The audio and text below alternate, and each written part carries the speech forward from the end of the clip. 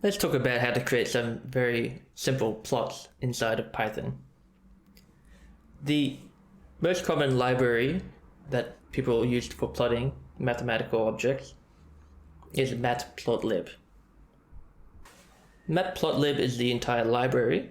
It was originally created to look very similar to MATLAB.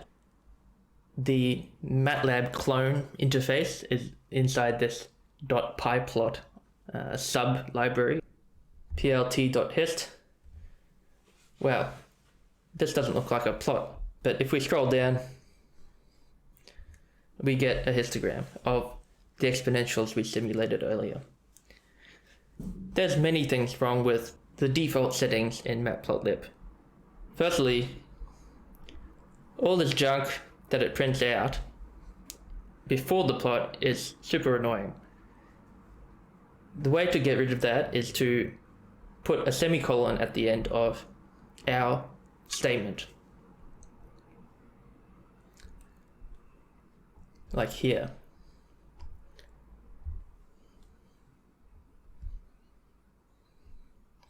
So now our plot doesn't have all that junk in front of it. I also increased bins equals 100 because I find that the default histograms are very blocky. They have very wide bins, and I'd prefer to see more of the fine detail of the distributions I'm looking at. Another thing I added is the density equals true argument. This scales everything down so that if we plot a PDF on top of this histogram, then the two should be on the same vertical scale. I'm quite a snob when it comes to plots, I must admit, and this is still hideous to me. If you look at the axes and try to look at those numbers, Matplotlib uses about 3 pixels to draw the entire number 0. One thing I found is if you run this config magic, you'll notice that the quality is much higher. In essence, we've told Jupyter that we have a retina display and we want to use high DPI outputs for our plots. What I'll do is I'll plot the PDF of this random variable. I'll start off by creating a vector of the x locations. np.linspace will give me evenly spaced points between 0 and 2.5, including the endpoints, and it'll give me 500 points in total. I'll store the PDF values at these x locations in the PDF variable, and then plt.plot x PDF will give the final result. Voila.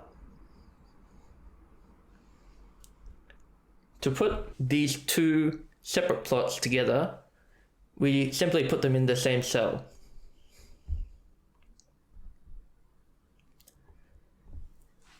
This way, we have the histogram of our randomly sampled variables and the theoretical probability density function that we were trying to simulate from.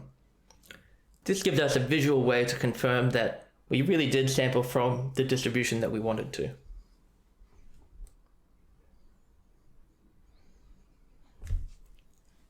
Let's try again with some gamma random variables.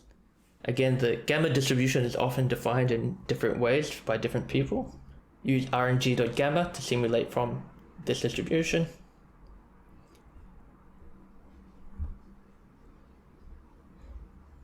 And then evaluate the PDF between 0 and 40 at 500 locations. Plot the histogram and the PDF together, and we can see that we sampled from what we expected.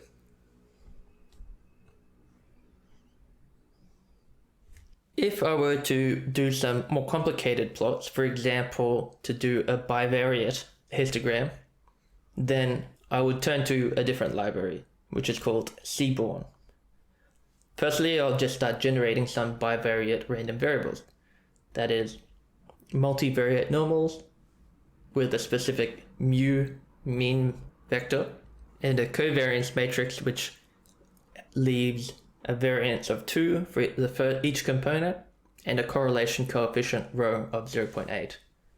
I'll simulate just 10,000 of these.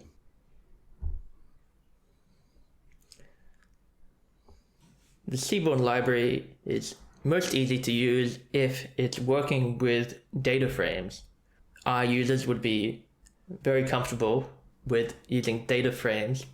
The Python version of data frames is provided by the pandas library. So to take the very normal random variables that we just generated, put them inside a data frame, it's like so.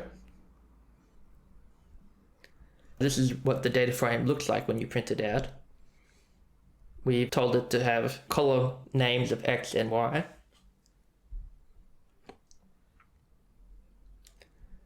Now we import the Seaborn library, which is the advanced plotting library that I mentioned. And if we use sns.jointplot, pass in the data frame, say that we want the X column to be printed on the X-axis and the Y column to be printed on the Y-axis, it'll produce this quite modern looking plot. The scatter plot in the middle and then the marginal histograms on each side.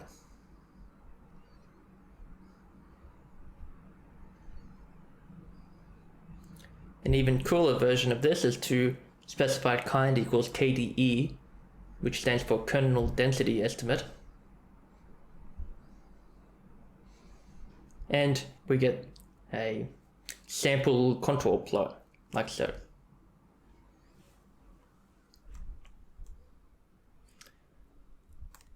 One note on these import statements. When you import packages in Python, this second part here, as so-and-so, is really unnecessary. I can simply say import Seaborn,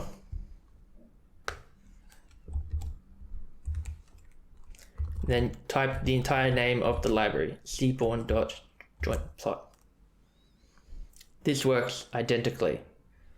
When you write import Seaborn as something, you're basically just giving it a shorthand, just anything that you like. So I could import Seaborn as pat, and then in the future use pat.blah to plot things. This is obviously a terrible idea to use pat. Of course, I'd be very flattered if you did this in your code, but I would consider it to be bad practice. Normally, I look online to see what other people are using for the shorthands. NumPy is often imported as np, matplotlib.pyplot imported as plt, and so on. I looked at why Seaborn is often imported as SNS because it's not at all obvious to me, and according to the internet, this is some kind of inside joke between the founders of Seaborn.